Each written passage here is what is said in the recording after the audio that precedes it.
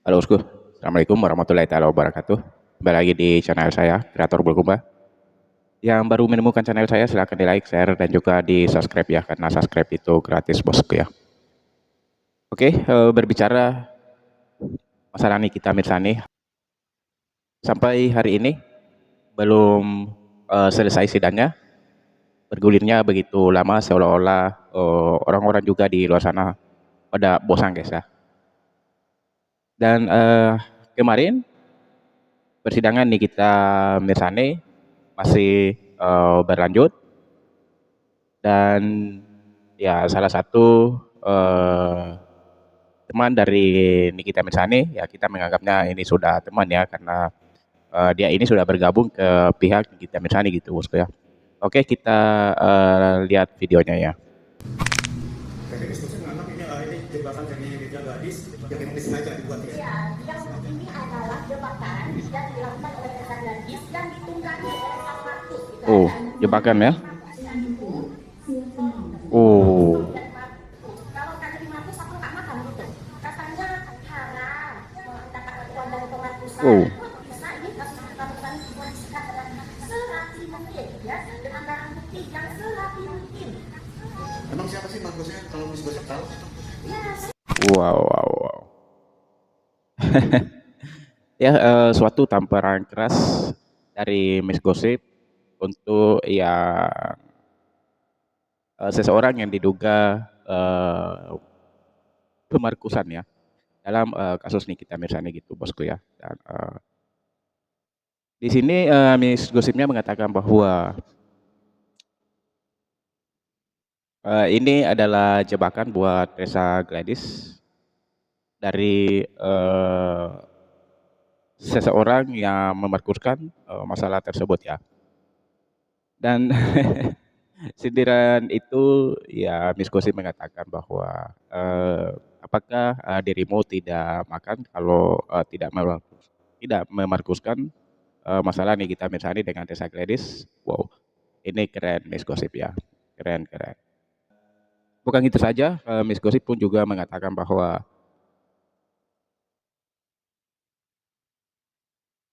jebakan ini sudah disusun serapi mungkin oleh orang tersebut ya. Wih, keren Miss Gosip ya. wadidaw.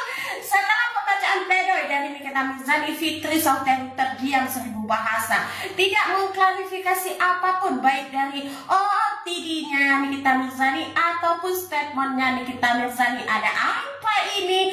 Apakah ini pertanda bahwa Fitri Sauteri sudah mundur dari huru-hara atau Fitri Sauteri sedang mempersiapkan sesuatu ke depannya? Ya, insting Miss Gosip sih mengatakan bahwa Fitri Sauteri sedang menyiapkan pelaporan. Jadi sibuk katanya ya guys, sibuk dengan pemarkusannya. Waduh.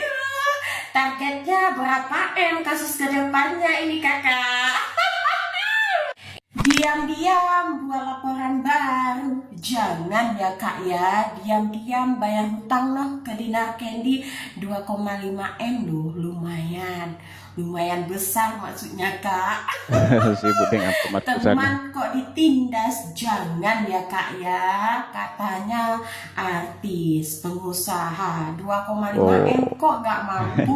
Wadidaw. Ini ya Miss Gosip ini satu persatu dia membongkar ya. Dia membongkar rahasia pihak dari Reza Gladys ya. Dan wow. Betul saja apa yang saya katakan tempo hari bahwa di dalam masalah Nikita Mirzani ini dan juga Reza Gladys pasti akan melibatkan banyak nama ya. Itu bosku ya. Dan betul sampai hari ini ya ada nama yang yang ikut nimbrung, ikut viral gitu ya. Waduh guys.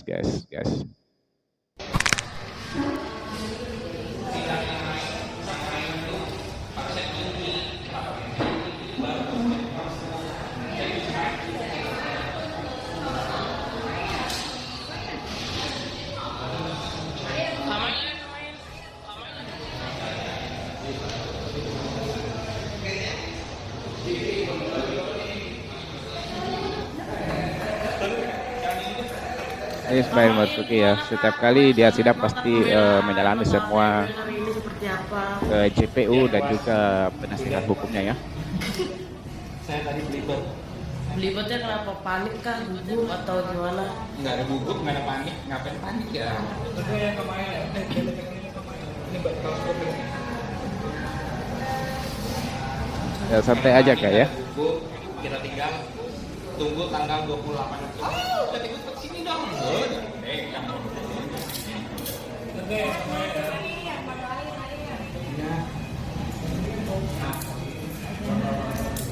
Bebekas nggak tuh main tangannya tuh?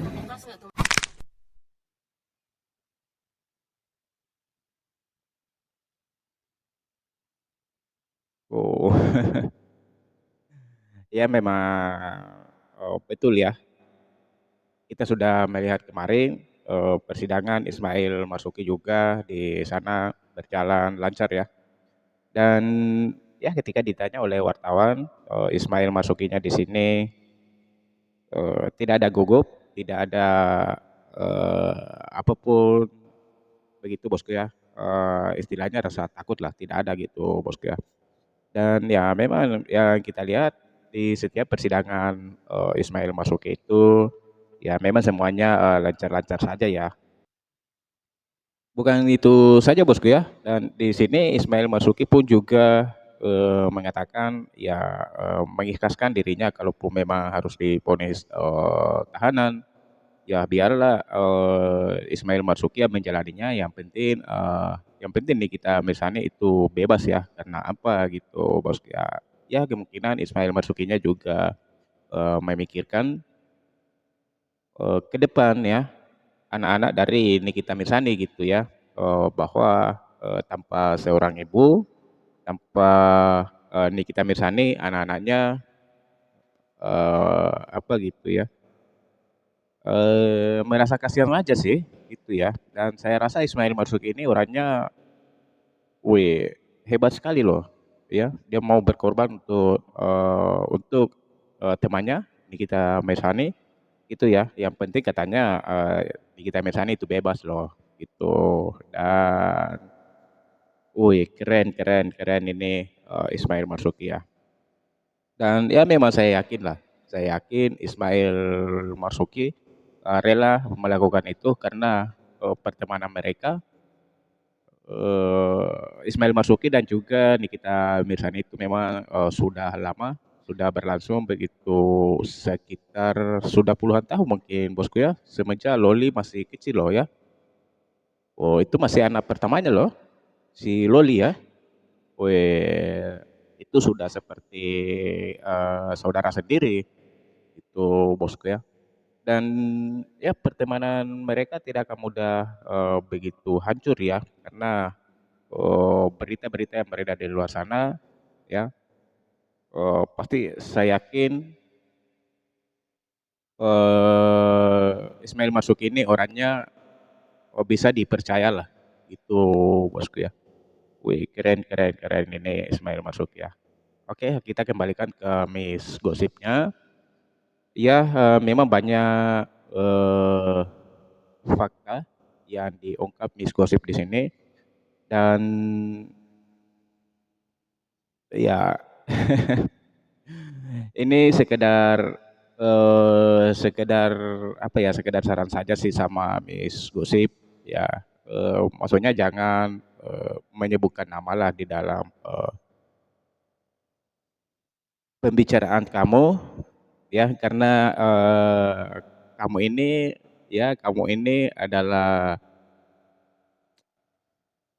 orang yang bergabung yang dulunya di mana, kamu berteman sama, pihak Reza Gladys dan sekarang bergabung untuk Nikita Mirzani gitu bosku ya. Jadi kamu ini posisinya harus serba hati-hati dalam berucap itu Miss Gosip ya. Ini saran aja sih. Jangan sampai masalah tersebut ya dari pernyataanmu justru membuat kamu jatuh ke lubang kamu sendiri. Itu bosku ya. Jadi Miss Gosipnya di sini harus hati-hati lah. Itu saran saya sih. ya. Karena bukan tidak mungkin, seseorang dari pihak Reza Gladys ya akan tersinggung dengan apa yang kau katakan ya. Nah, di kemudian hari timbul masalah lagi, nah ini bisa membawamu ke ranah hukum itu Miss Gosip ya. Kalau boleh sih saya sarankan gitu loh ya. Ini cuma saran loh Miss Gosip ya. Saya tahu Miss Gosip ini sebenarnya dia orangnya bagus, bagus gitu loh ya. Tapi ya Miss Gosip ini ya mau diapakan lagi, kalau saya perhatikan Miss Gosip ini dipukul keadaan itu. Iya, aduh, tapi ya saya sarankan cuma itulah, agar kiranya berhati-hati ya dalam mengambil sebuah keputusan ya. Kalau berbicara ya harus ada oknum ataukah diduga gitu Bosku ya. Jadi ya maksudnya berhati-hatilah gitu ya. Oke, sekian video dari saya. Assalamualaikum warahmatullahi taala wabarakatuh.